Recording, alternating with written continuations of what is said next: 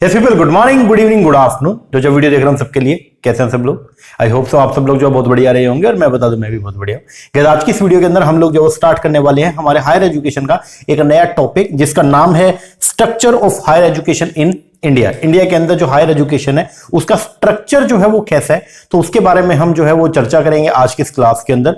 Overall मिला के लगभग 3 लेक्चर हम इसके ऊपर जो लगाएंगे, क्योंकि 3 तरह की बॉडीज अपने को जो है इसमें पढ़नी है। ओके, तो लगभग 3 या 4 लेक्चर हम इसके ऊपर जो लगाएंगे, और 4 लेक्चर के अंदर पूरा का पूरा ये जो टॉपिक है इसको हम लोग निपटा देंगे। ओके, चैप्टर बहुत ही इंटरेस्टिंग है। इसके अंदर आपको काफी सारी नई चीजें भी जो है वो देखने को मिलेंगी कि कौन कौन सी ऐसी बॉडी है जो हायर एजुकेशन के लिए कानून बनाती हैं, हायर एजुकेशन के लिए रूल्स बनाती हैं, वो बॉडी कौन है। कौन सी ऐसी बॉडी है जो ये देखती हैं कि क्या हायर एजुकेशन इंस्टीट्यूशन, बोले तो जैसे यूनिवर्सिटी या कॉलेजेस, क्या वो उन रूल्स को फॉलो कर रहे हैं या नहीं कर रहे। और कुछ ऐसी बॉडीज भी हैं जो बेसिकली ये चेक करती हैं कि जो हायर एजुकेशन इंस्टीट्यूट है वो क्वालिटी एजुकेशन प्रोवाइड कर रहे हैं या नहीं कर रहे हैं। तो यही सब चीजों के बारे में हम लोग जो वो आज की इस वीडियो के अंदर चर्चा करने वाले हैं। काफी इंटरेस्टिंग टॉपिक है और इसको हम लोग जो है वो आज स्टार्ट करते हैं। ओके, लेक्चर को शुरू करूं उससे पहले एक इंफॉर्मेशन आपको प्रोवाइड करवा दूं।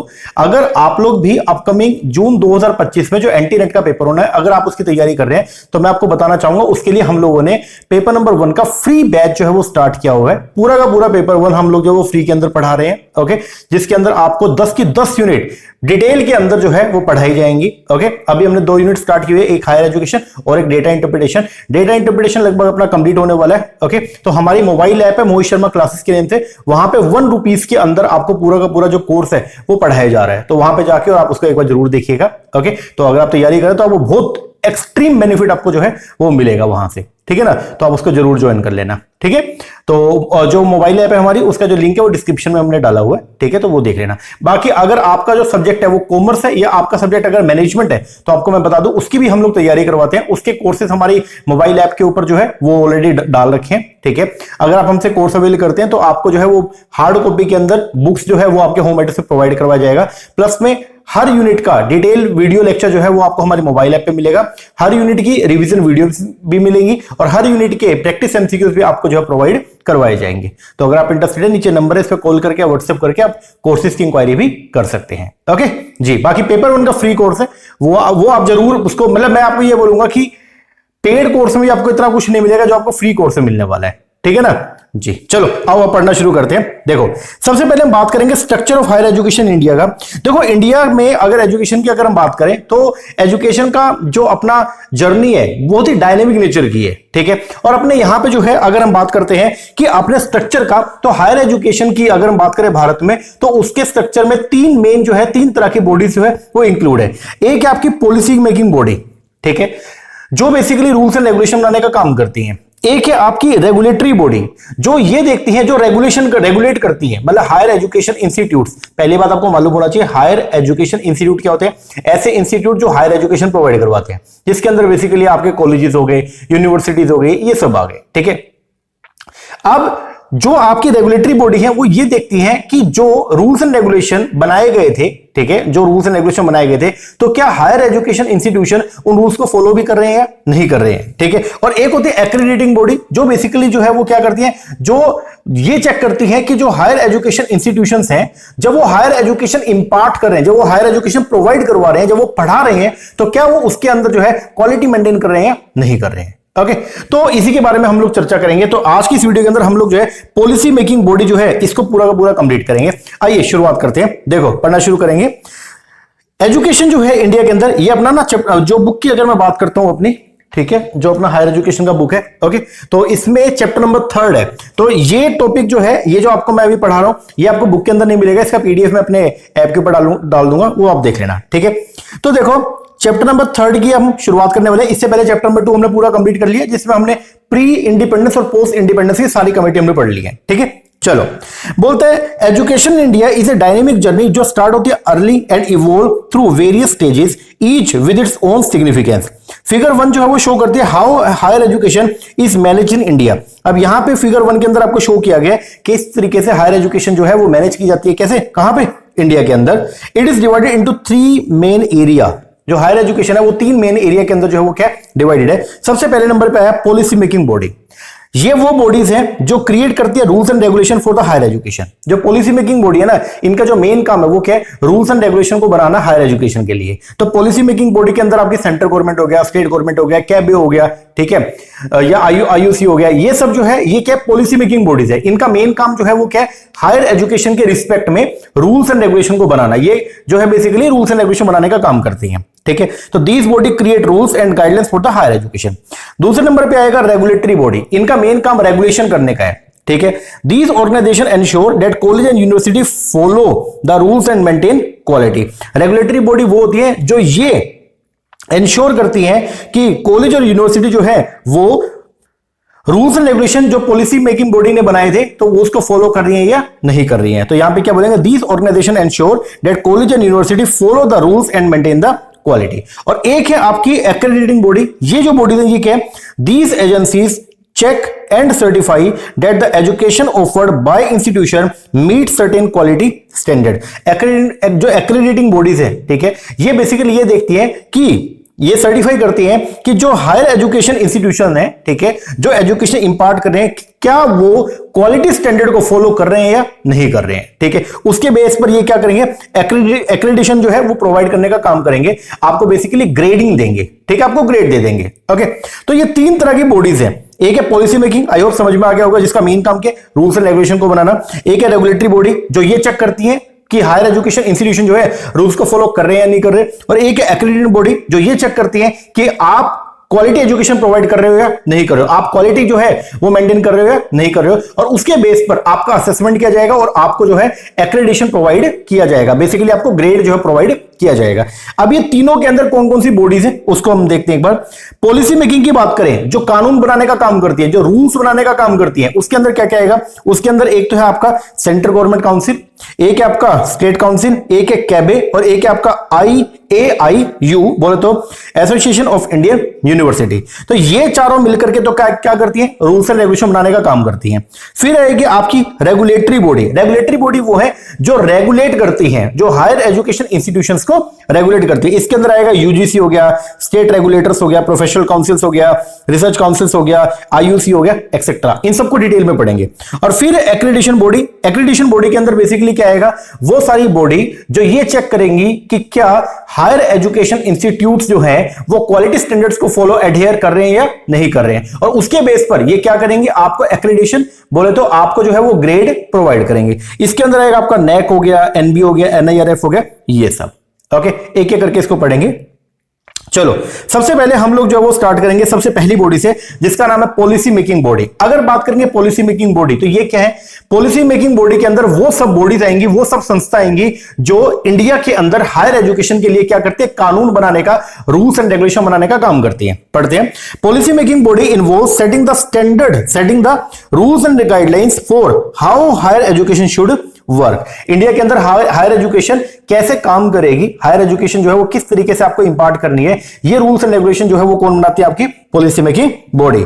इसके अंदर क्या आएगा, it include planning and deciding what goals and standard university and colleges should aim for. किन गोल्स एंड स्टैंडर्ड को यूनिवर्सिटी को जो है वो फॉलो करना चाहिए। तो ये वो जो गोल एंड स्टैंडर्ड्स है वो कौन बताएगा, policy making body. Currently India के अंदर पॉलिसी मेकिंग जो है हायर एजुकेशन के लिए, इसके अंदर सेंटर और स्टेट गवर्नमेंट दोनों मिलकर के काम करती है। हमने जब पोस्ट इंडिपेंडेंस कमीशन पढ़े तो उसमें सबसे पहला कमीशन जो था राधाकृष्णन कमीशन, उसके अंदर यह बोला गया था कि एजुकेशन को स्टेट लिस्ट से हमने जो है वो डाल दिया था किसमें, कंकरेंट लिस्ट में। वहां पे थोड़ा सा उसको सही कर लेना, वहां पे मैंने सेंटर लिखवाया था। पहले हायर एजुकेशन जो है उसकी पावर जो है, हायर एजुकेशन के लिए रूल्स बनाने की पावर स्टेट गवर्नमेंट को थी, जो रिस्पेक्टिव स्टेट गवर्नमेंट है उनको थी।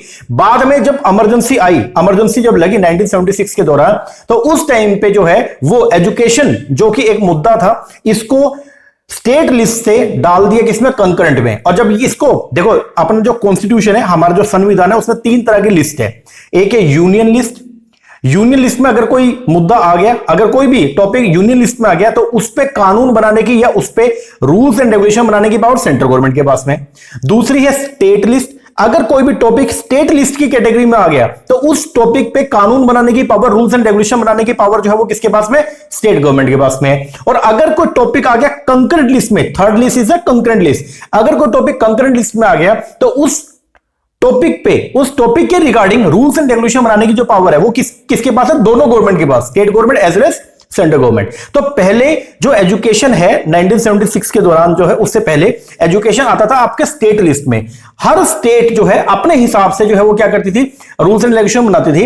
लेकिन बाद में जब इमरजेंसी लगी तो यूनिफिकेशन के लिए भाई पूरे भारत के में एक जैसी जो है वो शिक्षा होनी चाहिए, तो उसके लिए जो है वो क्या किया गया, हायर एजुकेशन को जो है वो स्टेट लिस्ट से हटा के और कॉन्स्टिट्यूशन में अमेंडमेंट करके डाल दिया, किसमें? कंकरेंट लिस्ट में। और जब उसको कंकरेंट लिस्ट में डाला तो अब हायर एजुकेशन के रिस्पेक्ट में पॉलिसी बनाने की, रूल्स एंड रेगुलेशन बनाने की पावर अब दोनों को मिल गई, स्टेट गवर्नमेंट को as well as central government को। ठीक है, तो पढ़ना शुरू करेंगे। देखो करंटली अगर हम बात करें तो इंडिया के अंदर पॉलिसी मेकिंग जो है for higher education involve both the centre and the state government working together to improve and manage the education system. सबसे पहले नंबर पे है सेंट्रल गवर्नमेंट। अपने इंडिया में जो है सेंट्रल गवर्नमेंट ने बेसिकली एक मिनिस्ट्री जो है वो एस्टेब्लिश की हुई है, जिसको बोलते हैं मिनिस्ट्री ऑफ एजुकेशन। इसका पहले नाम था MHRD, ministry of human resource development. Okay, अब इसका नाम जो है वो है मिनिस्ट्री ऑफ एजुकेशन। अब it establish the national policy, जो MOE है मिनिस्ट्री ऑफ एजुकेशन, ये एस्टेब्लिश करती है क्या, नेशनल पॉलिसी ऑन एजुकेशन, और ये मैनेज करती है higher education through the ministry of education.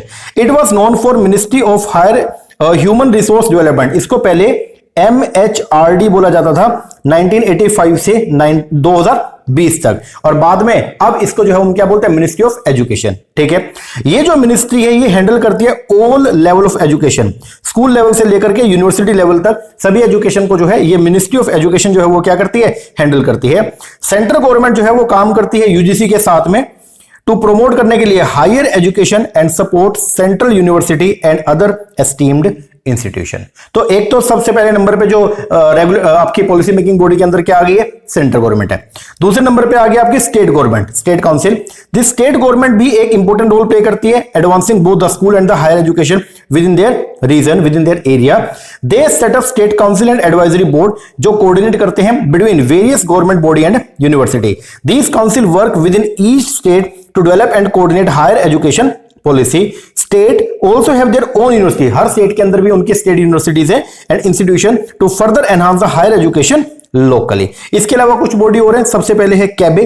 कैबे हमने पढ़ा भी था पहले। It is known as the central advisory board of education. ये बेसिकली जो है वो क्या करता है, हायर एजुकेशन के रिस्पेक्ट में या एजुकेशन के रिस्पेक्ट में जो है वो एडवाइस जो है वो प्रोवाइड करने का काम करता है। कैबे जो है वो एडवाइस देता है किस पे, एजुकेशन पॉलिसी के रिगार्डिंग। कैबे को सबसे पहले 1920 में बनाया गया, ठीक है, फिर बाद में बंद हो गया, फिर 35 में दोबारा से इसको शुरू कर दिया था। उसकी पूरी कहानी हम लोग ऑलरेडी पढ़ चुके हैं, ठीक है। ये oldest and highest level advisory board है in the field of education in India. चौथे नंबर पे जो आपकी regulatory body policy making body है वो है आपका AIU। AIU is the association of Indian university. ये बेसिकली एक एसोसिएशन है जो सभी जो अपने इंडिया में जितने भी यूनिवर्सिटीज है उनको जो है वो मिलकर के काम करने के लिए क्या करती है, प्रेरित करती है, ठीक है। तो ये एक आपको प्लेटफॉर्म प्रोवाइड करवा रही है जहां पे डिफरेंट जो यूनिवर्सिटीज है वो मिल करके जो है वो क्या करेंगी, काम करेंगे, रिसोर्स शेयरिंग करेंगी, ये सब, ठीक है। AIU हेल्प करता है यूनिवर्सिटीज को to work together and share information. जो AIU है इसका जो हेड ऑफिस है वो है कहां, न्यू दिल्ली में। एस्टेब्लिशमेंट की अगर बात करें तो शुरुआत में इसका नाम जो था वो था आपका इंटर यूनिवर्सिटी बोर्ड, ठीक है, जिसको 1925 के अंदर क्या किया गया, एस्टेब्लिश किया गया था, ठीक है। और इसको 1973 में दोबारा से रीनेम करके क्या कर दिया, AIU। पर्पस की बात करें, ये इंपॉर्टेंट चीज है, AIU का मेन पर्पस क्या है, ये नाम पे जो पहले इसका क्या है, नाम क्या है, AIU बोल दो, एसोसिएशन ऑफ इंडियन यूनिवर्सिटी। ये एक क्या है, एसोसिएशन है, किसका, अलग अलग इंडियन यूनिवर्सिटीज का। तो ये मेन काम क्या करती है, इसका पर्पस क्या, इसको बनाने के पीछे मेन एम जो है वो क्या था, वो था the main purpose of AIU is to foster बोल दो, इंक्रीज करेंगे collaboration among the universities. Universities के बीच में कोलैबोरेशन को बढ़ाना, ये इसका मेन काम है। ये एनकरेज करता है cooperation in various field like education, culture, sports by sharing information and promoting the joint activity. इसके बाद रोल इन एजुकेशन, इसका क्या क्या रोल है, एजुकेशन सेक्टर के अंदर क्या क्या रोल है AIU का। तो AIU एक इंपॉर्टेंट रोल प्ले करता है मेंटेन करने में education standard across Indian university. ये इवैल्यूएट करता है कोर्सेज को, डिफरेंट कॉलेजेस में जो कोर्सेज प्रोवाइड करवाए जा रहे हैं ये उनको इवैल्यूएट करेगा, सिलेबस को, स्टैंडर्ड को and credit from foreign university and compare करेगा with those offered by Indian university. This ensure that the education जो प्रोवाइड की जा रही है वो कंसिस्टेंट हो and meet certain quality standard.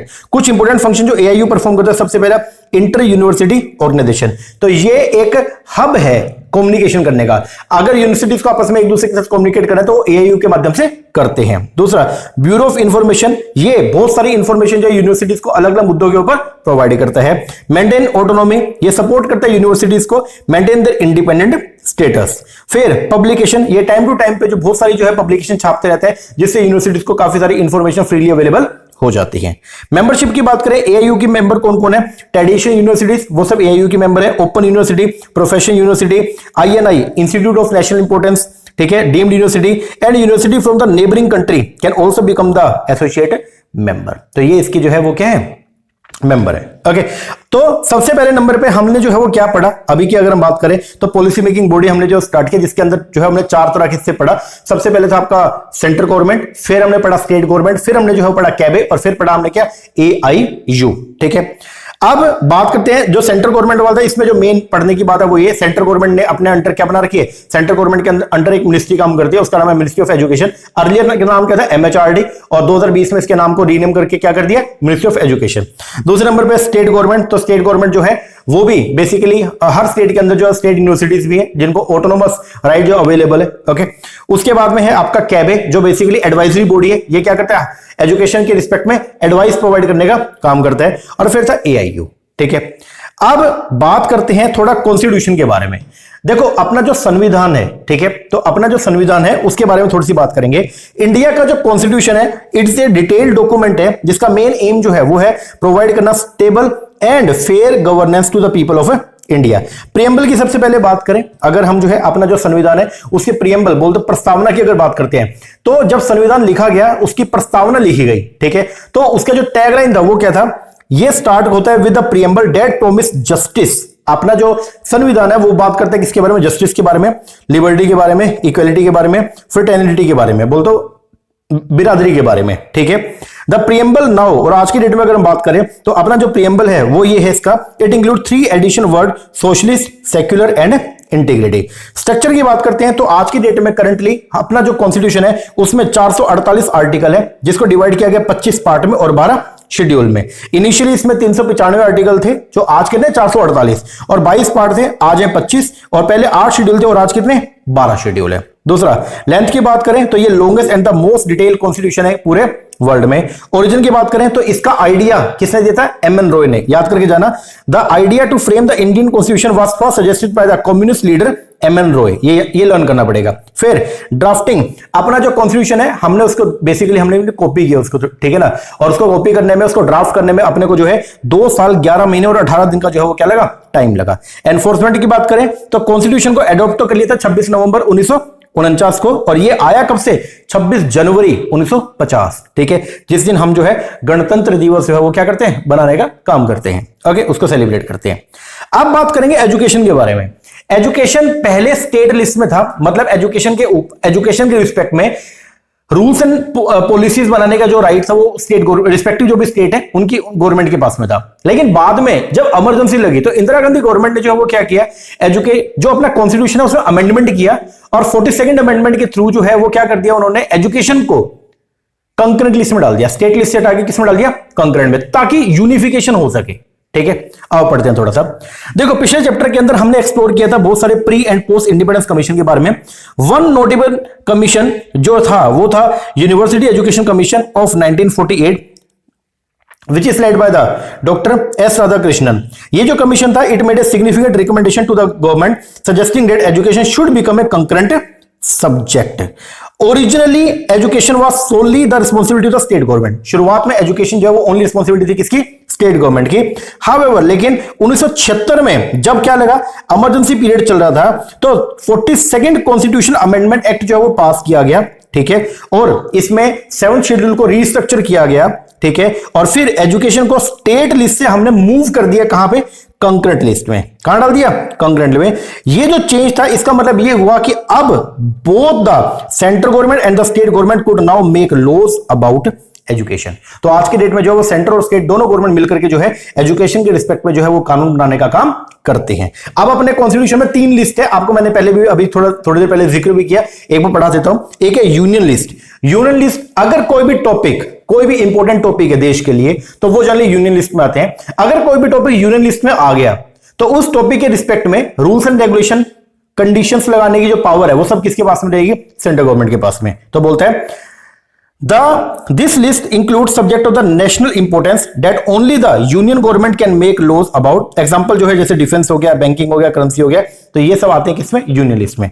दूसरे नंबर पे जो है वो है आपका स्टेट लिस्ट। स्टेट लिस्ट का मतलब ये जो लिस्ट है इसके जो सब्जेक्ट है वो जनरली क्या रहेंगे? लोकल और रीजनल सब्जेक्ट जो है वो रहेंगे जो स्टेट इंपोर्टेंस के होते हैं। और अगर कोई भी टॉपिक स्टेट लिस्ट में आ गया तो इसके रिस्पेक्ट में कानून बनाने की पावर किसके पास में? स्टेट गवर्नमेंट के पास में। That only the state government can make laws about. ठीक है, फिर आपका आ गया कंकरेंट लिस्ट। और कंकरेंट लिस्ट के बारे में क्या बोला गया? This list includes subject of the common interest that both the centre and the state government can make laws about. Example education, forest, trade union, marriage, adoption, ये सब जो है वो आते हैं किसमें? कंकरेंट लिस्ट में। तो एजुकेशन जो है वो किसके अंदर आता है? आपका कंकरेंट लिस्ट में। अब आइए सिग्निफिकेंस क्या हुआ 42nd अमेंडमेंट। जब एजुकेशन को स्टेट लिस्ट से हटा के मूव करके कहां हम ले आए? कंकरेंट लिस्ट में। तो उसका बेनिफिट क्या हुआ? सबसे पहला यूनिफॉर्म एजुकेशन पॉलिसी। अब सेंटर और स्टेट दोनों के पास में रहता है कानून बनाने का, तो अब अगर सेंट्रल गवर्नमेंट जो है वो रूल बनाएगी तो वो पूरे के पूरे देश के ऊपर क्या होगा? लागू होगा। और वो कैसा होगा? यूनिफॉर्म नेचर का होगा। तो बोलते हैं this change help the central government ensure that education standard are similar across the country while still allowing state to handle the local educational issue. ठीक है, दूसरा कोऑर्डिनेशन क्या होगा? बेटर होगा। ये प्रमोट करता है team work between the centre and the state government in creating and implementing education policy and programme. दूसरा आपस में रिसोर्स शेयरिंग भी करेंगे। आप सेंट्रल गवर्नमेंट और स्टेट गवर्नमेंट दोनों मिलकर के आपस में क्या करेंगे? रिसोर्स शेयरिंग भी करेंगे। Both level of government can now provide fund and resource for education which can lead to improvement in the education system. ठीक है, अब यहां पे बेसिकली जो है वो दो टेबल आपको दे रखी है। ठीक है, टेबल 1 में तो आउटलाइन किया गया specific entry related to the management and regulation of the education and the research institution in India। ठीक है, हर एंट्री का मतलब है जो आपके टॉपिक है ना। ठीक है, जैसे आपको मैंने बताया कि तीनों लिस्ट में जो टॉपिक है, ठीक है, मतलब अपने कॉन्स्टिट्यूशन में 3 लिस्ट है, यूनियन, स्टेट और कंकरेंट। तो उनमें जो टॉपिक है वो चाहते हैं एंट्री वाइज। ठीक है ना, तो एंट्री नंबर 63 की अगर हम बात करें तो ये क्या है? तो ये बेसिकली जो है वो बात करते हैं किसके बारे में? कंट्रोल ऑफ मेजर इंस्टीट्यूशन के बारे में। ठीक है, कि जो नेशनल इंस्टीट्यूशन है आप उनको कैसे मैनेज करेंगे, तो उसका जिक्र किया गया एंट्री नंबर 63 में। अपने कॉन्स्टिट्यूशन में जो आपका एंट्री नंबर 63 है उसमें बात किया गया कंट्रोल ऑफ मेजर इंस्टीट्यूशन के बारे में। एंट्री नंबर 64 जो है वो बात करते हैं किसके? साइंटिफिक और टेक्निकल एजुकेशन के बारे में। एंट्री नंबर 65 जो है वो बात करते हैं प्रोफेशनल एंड टेक्निकल ट्रेनिंग के बारे में। और एंट्री नंबर 66 जो वो बात करते हैं कोऑर्डिनेशन एंड स्टैंडर्ड सेटिंग के बारे में। ठीक है, ये चारों तो आपको लर्न करना पड़ेगा, वो पढ़ लेना इसको। मेन जो है वो है आपका अगली वाली जो टेबल नंबर 3 है, जिसके अंदर आपका बताया गया है आर्टिकल रिलेटेड टू कॉन्स्टिट्यूशन। ठीक है, अब ये क्या क्या है? सबसे पहला आर्टिकल नंबर 15। आर्टिकल नंबर 15 जो है जो मेन इसमें आर्टिकल की जो है वो जिक्र किया गया। ठीक है, अब देखें ये आर्टिकल क्या है। ठीक है, तो आर्टिकल नंबर 15 जो है वो बात करते हैं किसका? डिस्क्रिमिनेशन का, जो बोलता है कि कोई भी भेदभाव नहीं होगा। तो ये बोलता है no one can be discriminate, किसी भी पर्सन के साथ में उसके रिलीजन, जाति के बेस पर, ठीक है, उसके धर्म के बेस पर कोई भी भेदभाव नहीं होगा। आर्टिकल 15(6) जो है वो बात करता है रिजर्वेशन फॉर द ईडब्ल्यूएस। जो जनरल कैटेगरी है उनमें जो इकोनॉमिक वीकर क्लास वाले जो लोग हैं ना, तो उनके लिए जो बात करता है क्या? Article number 15(6). ठीक है, तो ये प्रोवाइड करता है seat for economically weaker section in the state central government education institution. फिर आर्टिकल नंबर 17 जो बात करता है एंड ऑफ अनटचेबिलिटी, जो छुआछूत थी तो उसको जो है वो क्या खत्म करेंगे। ठीक है, आर्टिकल 21(1) जो है वो बात करता है राइट टू एजुकेशन के बारे में, तो ये गारंटी करता है free and compulsory education for the children. Article 29(3) जो है वो बात करते हैं किसके? Equal admission right. तो ये बोलते हैं कि किसी भी पर्सन के साथ कोई भी भेदभाव नहीं होगा जब आप एडमिशन लेने जाओगे हायर एजुकेशन इंस्टीट्यूट्स में। फिर आर्टिकल नंबर 30 जो है वो बात करता है फेयर एड फॉर इंस्टीट्यूशन। जो भी सेंट्रल गवर्नमेंट अगर कोई सहायता प्रोवाइड करती है, कोई पैसा प्रोवाइड करती है कॉलेजेस को, यूनिवर्सिटी को, तो सेंट्रल गवर्नमेंट किसी भी कॉलेज या यूनिवर्सिटी के साथ में धर्म के बेस पर, एरिया के बेस पर कोई भी भेदभाव नहीं करेगी। फिर आर्टिकल 30(1) बात करता है माइनॉरिटी राइट का। 30(2) जो है वो बात करता है नो बायस इन असिस्टेंस देने में, सहायता करने में कोई भी जो है वो भेदभाव नहीं करेंगे। 41 जो है वो बात करता है right to educate and work. 45 बात करता है फ्री एजुकेशन फॉर चिल्ड्रन। 40 बात करता है support for the weaker section. 66 बात करता है रिसर्च इंस्टीट्यूट्स के लिए। इसमें आर्टिकल 66 जो है वो कवर करता है रिसर्च इंस्टीट्यूट को in the science and technology in the higher education. 28 एक बात करता है no religious teaching in the school, school में कोई भी रिलीजियस टीचिंग नहीं करवाई जाएगी। 350 ए जो है बात करते हैं लैंग्वेज एजुकेशन फॉर माइनॉरिटी। 240 बात करते हैं डिवीजन ऑफ पावर की। और आर्टिकल 239 जो बात करते हैं यूनियन टेरिटरी एडमिनिस्ट्रेशन के बारे में। जो यूटी है उसको जो है मैनेज कौन करेगा, प्रेसिडेंट करेंगे through an appointed administrator unless specified otherwise by the parliament. ठीक है ना, तो जो यूटी है यूनियन टेरिटरी, चंडीगढ़ हो गया, ठीक है, दीव एंड दमन हो गया, तो इनको जो है वो कौन मैनेज करेंगे, प्रेसिडेंट जो है वो मैनेज करेंगे। ठीक है, ये कुछ इंपॉर्टेंट अपने आर्टिकल्स हैं रिलेटेड टू द एजुकेशन जो आपको जो है पढ़ के जाने हैं। ठीक है, तो आज की इस वीडियो के अंदर हमने पॉलिसी मेकिंग बॉडी जो है वो पढ़ी, जिसके अंदर हम लोगों ने जो है वो पढ़ा सबसे पहले आपका central government policy making body में, फिर हमने जो है पढ़ा स्टेट गवर्नमेंट, फिर हमने पढ़ा कैबे, फिर हमने पढ़ा किसके, एआईयू के बारे में। इसके अलावा हम लोगों ने जो है वो कवर करे हैं कुछ टॉपिक। हमने पहले कॉन्स्टिट्यूशन के बारे में थोड़ा बहुत पढ़ लिया, ठीक है, और फिर हमने देखा एजुकेशन जो है वो पहले स्टेट लिस्ट में तो अब आता है किसमें, कंकरेंट लिस्ट में। तो आप सेंट्रल और स्टेट दोनों गवर्नमेंट मिलकर के जो है एजुकेशन के रिस्पेक्ट में पॉलिसी मेकिंग का काम करते हैं। ठीक है, फिर हमने ये पढ़ा कि 42nd अमेंडमेंट जब किया गया और एजुकेशन को स्टेट लिस्ट से कंकरेंट लिस्ट में डाला गया तो क्या क्या उसका इंपॉर्टेंस क्या क्या निकल के आई, तो ये हमने पढ़ लिया। फिर टेबल 2 के अंदर तो दिया गया specific entry related to the management and regulation of the education and the research institution in India, तो ये तो एंट्री नंबर बता रखा है। ठीक है, जो कंकरेंट लिस्ट है ना अपनी उसमें ऐसे एंट्री कर रखी है। और जो टेबल नंबर 3 है उसमें बताए गए हैं कुछ डिफरेंट आर्टिकल एजुकेशन से रिलेटेड। ठीक है ना, तो आर्टिकल अलग है और जो एंट्री नंबर है वो अलग अलग है, तो वो आपको मैंने करवा दिया। ठीक है, एक बार इतना करो। तो आज हमने जो है वो सबसे पहले नंबर पे क्या पढ़ लिया, जो आपकी पॉलिसी मेकिंग बॉडी है वो अपनी पूरी की पूरी कंप्लीट हो गई है। अब नेक्स्ट वीडियो के अंदर हम लोग जो है वो पढ़ेंगे किसके, रेगुलेटरी बॉडी से स्टार्ट करेंगे। ठीक है, रेगुलेटरी बॉडी और उसके बाद फिर एक्रेडिटेशन बॉडी, इसको कंप्लीट करेंगे। ओके, रेगुलेटरी बॉडी का टॉपिक थोड़ा सा बड़ा रहेगा क्योंकि इसमें यूजीसी आएगा, फिर उसे अपने central university, state university, deemed to be university, private university, वो सब डेटा अपने को जो है वो पढ़ना पड़ेगा। कॉलेजेस का डेटा भी अपने को थोड़ा बहुत पढ़ना पड़ेगा। ओके जी, चलो एक बात ना करो, लेक्चर कैसा लगा कमेंट करके जरूर बताना। अच्छा लगा अच्छा कमेंट कीजिएगा। बाकी अगर आपने अभी तक हमारा बैच ज्वाइन नहीं किया तो उसको जरूर कर लेना यार। ये 11th लेक्चर अपना 11 लेक्चर इसके अंदर कंप्लीट हो चुके हैं। ओके, तो सारे के सारे लेक्चर आपको सीरियल वाइज जो है वो हमारी मोबाइल ऐप के ऊपर मिल जाएंगे, वहां पे जाके आप अपनी पढ़ाई को कंटिन्यू कीजिए। ओके जी, बाकी एक बात ना करो, मिलते हैं नेक्स्ट वीडियो में, तब तक के लिए थैंक यू वेरी मच।